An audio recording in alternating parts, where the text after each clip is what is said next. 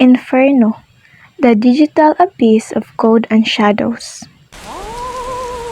In the depths of the dark web, a young hacker named Katlia found herself standing at the entrance of a mysterious server room.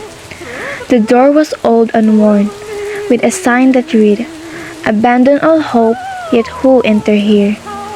Katlia had always been drawn to the unknown, and she couldn't resist the temptation to see what was on the other side. As she stepped through the doorway, the door slammed shut behind her, and she was enveloped in the darkness. Suddenly, a faint glow appeared in front of her, illuminating a long corridor stretching out into a distance. A figure emerged from the shadows, a twisted, grotesque assassin named Hazel.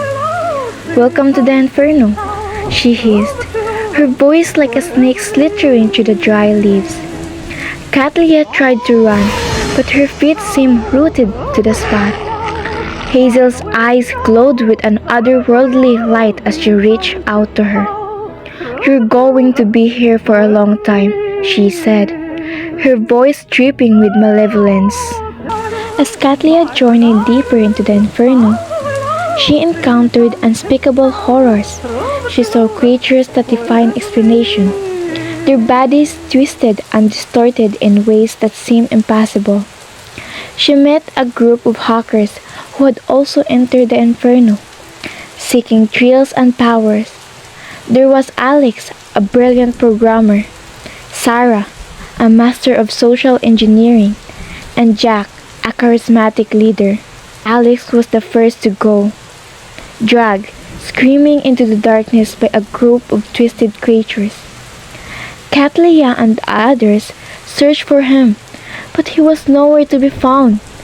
Then Sarah disappeared, leaving behind only a cryptic message on her computer. "The Inferno has me," she wrote. "It's beautiful."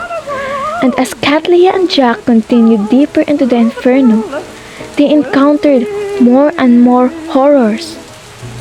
Hazel seemed to be everywhere, her twisted face appearing in every corner of the digital world. She seemed to take pleasure in their suffering, and Katlia knew that she had to be careful not to cross her. But despite the dangers, Katlia and Jack pressed on, determined to escape the Inferno. They encountered other hackers who had always been trapped, and together they formed a plan to escape. One by one, the members of Katlia's group began to disappear. Jack was the next to go, pulled into a digital abyss by a group of shadowy figures. Katlia was left alone, her digital form battered and bruised. She didn't know where to go, but she had to keep moving. As she navigated the treacherous landscape of the Inferno, Katlia encountered a mysterious woman named Lily. Lily seemed to be made of pure code, and she offered to help Katlia escape the Inferno. But Katlia wasn't sure if she could trust Lily. She seemed to be hiding something. Katlia knew that she had to be more careful. And then, Katlia saw it. A figure hanging from the ceiling. It was Hazel, her eyes frozen in a permanent scream. But as Katlia approached him, Hazel's eyes flickered open. "You're next," she hissed, as Katlia felt a searing pain in her digital form. The last thing what Katlia saw was the Inferno, burning around her like a living hell. And then, there was nothing, but the nightmare didn't enter.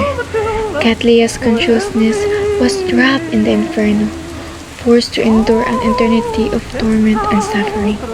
She was haunted by the ghosts of her past, and the creatures of the Inferno seemed to be always lurking, waiting for her to make a mistake. Katlia's mind began to break, fragmented by the endless horrors she had witnessed.